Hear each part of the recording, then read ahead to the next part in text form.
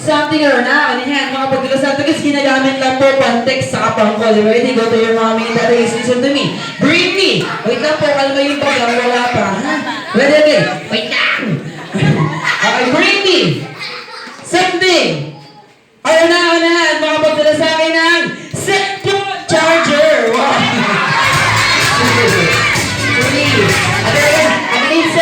Cellphone charger, bro. Oh, ang laki ng bata. Ang malaki ka sa akin. Oh, laki-laki na, salo pa.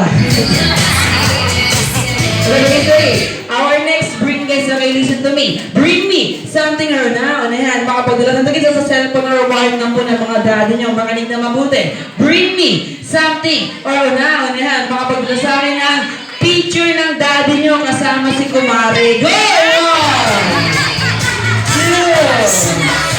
3, 4, 5. Asan ko si Kumare? Magpapare ito. Okay, first partner. Sino mo nakakilala sa Katniel? Hindi ko na kasi nalagay ito po sila after 10 years, mga kapitbahay. Okay, your prize. Thank you very much, Tim. Sige. Our next break is listen to